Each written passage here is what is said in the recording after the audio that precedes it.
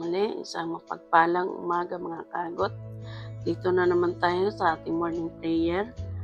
Basa po muna tayo ng salita ng Diyos dito sa Jeremiah 29 verse 11 mga kagot.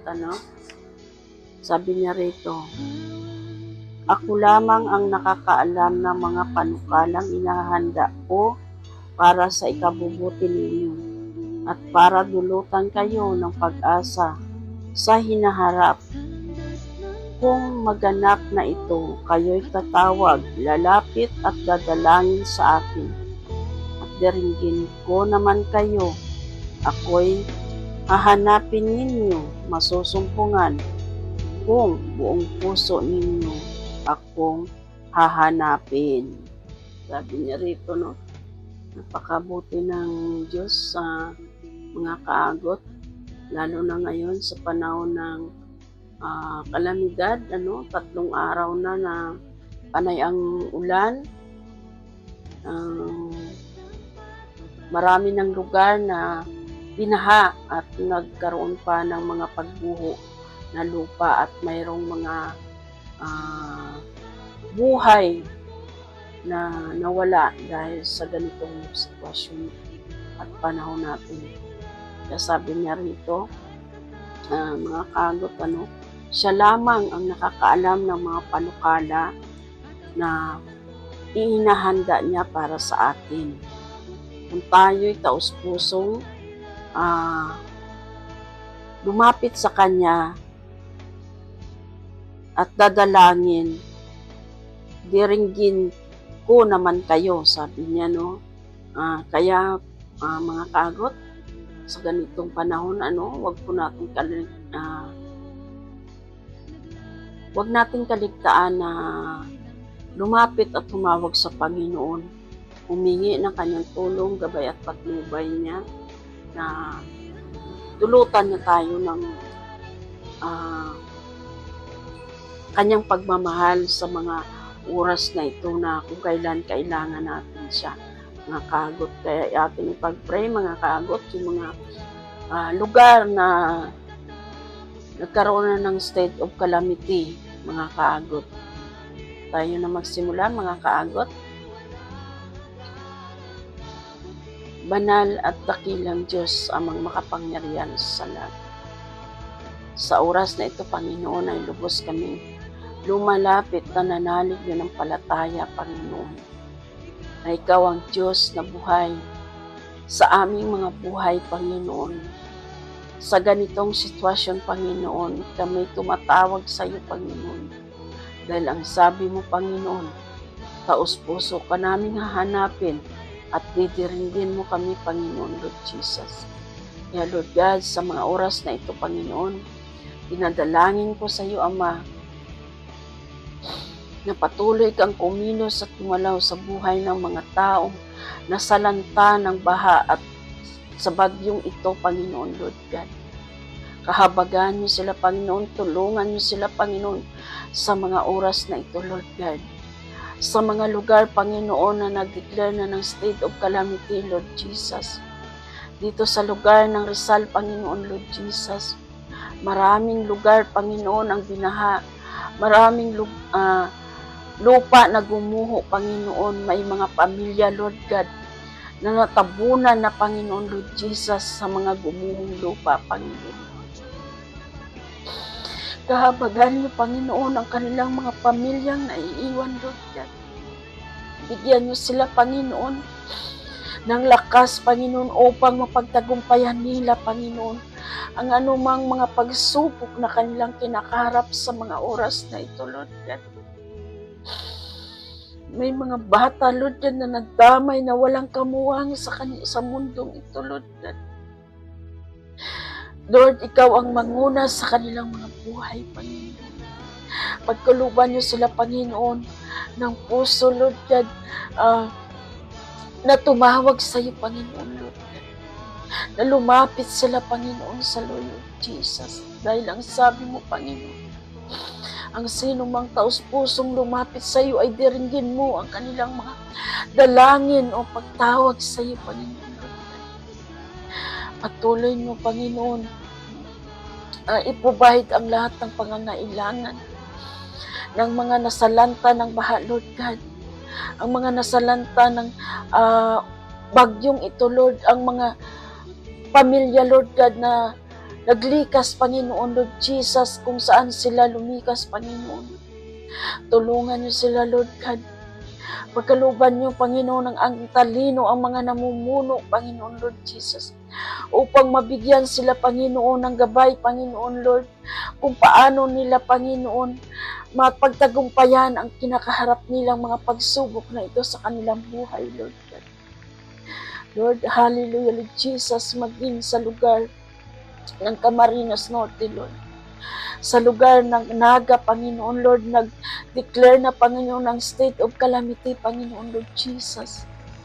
Ikaw din, O Diyos, ang magmuna sa buhay ng mga namumuno, Lord God, sa kanilang mga barangay, Panginoon, munisipyo, Lord God, na sila ang gumagabay sa kanilang mga kababayan, Lord God.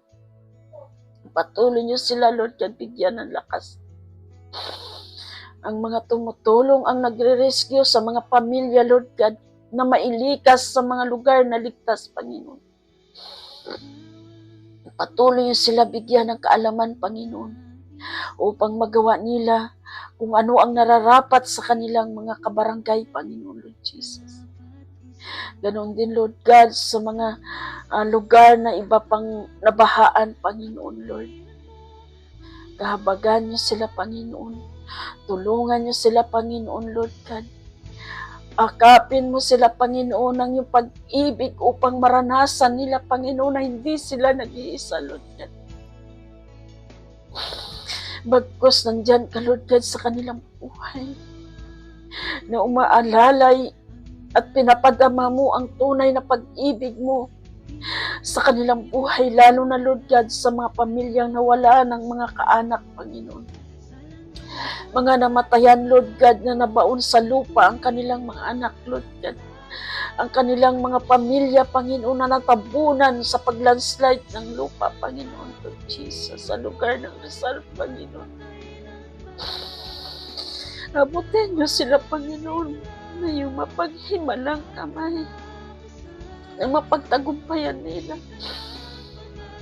ang anumang kanilang kinakaharap sa mga oras na ito, Lord. Dahil ang sabi mo, Panginoon, ikaw lang ang nakakaalam ng mga panukala na inihanda mo para sa amin.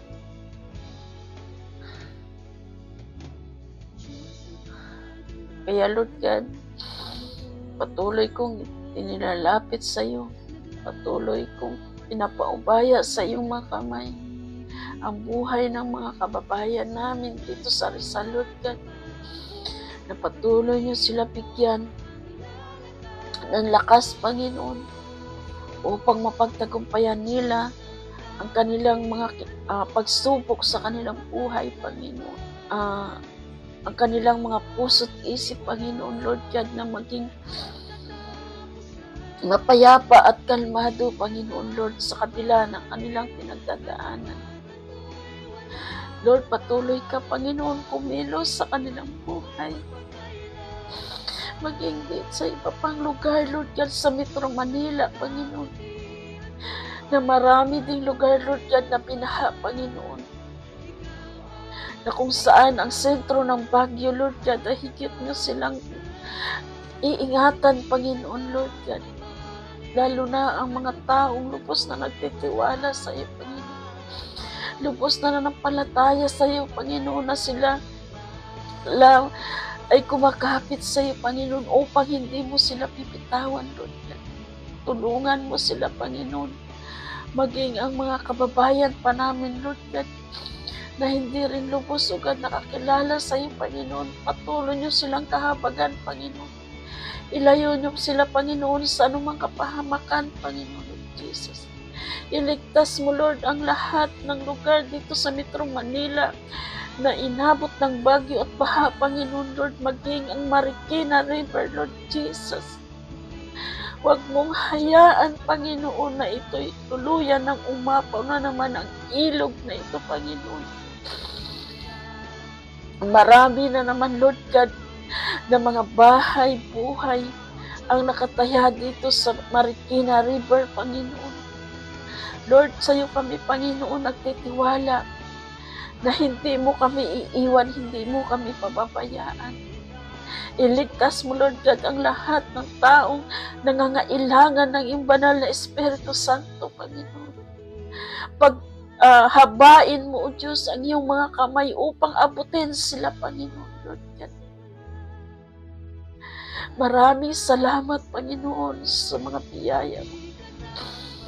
Dahil ang sabi mo, Panginoon, wala pang pagsubok na hindi kayang pagtagumpayan ng isang tao, Lord God. Kaya nanalangin kami sa iyo, Panginoon, na hindi mo hayaan na maraming buhay ang mawala dahil lamang sa bagyong ito, Panginoon.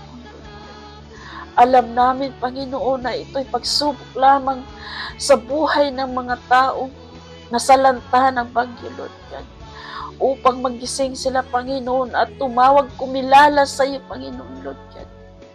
Tulungan mo sila, Panginoon, Lord God. Patuloy kang gagamit ng mga tao, Lord God, ng mga lingkod mo, Panginoon, upang sila'y magbalik loob sa iyo, Panginoon. Kaya nagniniwala kami sa iyo, Panginoon. Nagtitiwala kami sa iyo, Panginoon.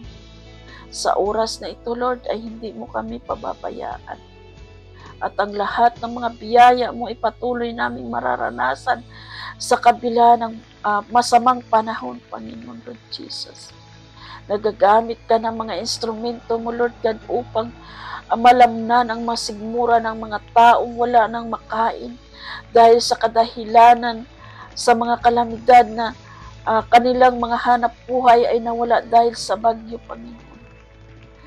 Patuloy ka, O Diyos, kumilos, gumalaw sa buhay ng mga taong nangangailangan, spiritual man o literal, Panginoon, Lord Jesus.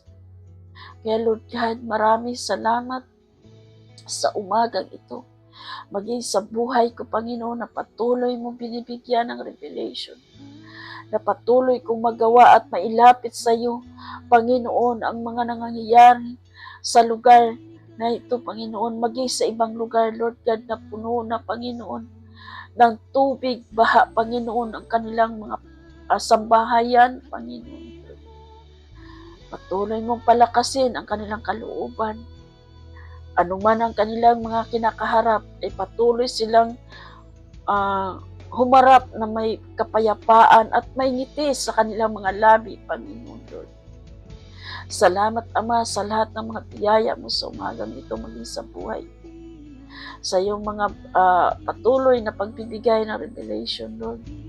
Igising ako, Panginoon, na puno ng kagalakan at kapayapaan upang magawa ko at masunod ko na naman, Lord God, ang nais mo, Panginoon, lalo na sa umaga ito. Muli, Ama, maraming salamat sa mga biyaya mo, sa patuloy mong pinagkaloob na kalakasan, kalusugan, Panginoon, at patuloy kang manguna sa aking buhay, maging sa buhay ng mga tao, Lord God, na makapakinig at makakita, makabasa, o mapanood ang video kong ito, Panginoon. Maraming salamat, Panginoon, sa umagang ito. At ikaw ang siyang nagpala sa aming buhay, patuloy na kalakasan, kalusugan sa mga panahong ito, Panginoon. Thank you, Lord Jesus, sa umagang ito, sa oras na ito, Panginoon. In Jesus' name. Amen. Yan, mga kaagot, muli na naman natin napagtagumpayan ang ating morning prayer, mga kaagot. Salamat sa mga revelation mo, Panginoon. Salamat sa mga salita mo, Lord God. Kaya mga kaagot, patuloy ang buhay natin, mga kaagot. Kahit sa kabila ng mga masamang panahon sa ngayon, mga kaagot. Sabi niya doon sa mga salita niya ng Diyos na siya ang nakakaalam ng panukala na inihanda niya para sa atin. Patuloy na tayong tumawag, manalig, manampalataya sa kanyang mga kaagot at nandyan siya upang diringgin manalangin, mga kaagot. Huwag po tayo mawala ng pag-asa, mga kaagot, magtiwala tayo sa ating Panginoon at sa umagang ito ang siyang magpala sa ating mga buhay, mga kaagot. At salamat mga kagot. Please, mga kagot, patuloy kayong manood at panoorin ang aking mga video mga kagot. Dahil ang Diyos ang siyang magpala sa inyong mga buhay. Salamat muli mga kagot. I love you with the love of the Lord. Bye!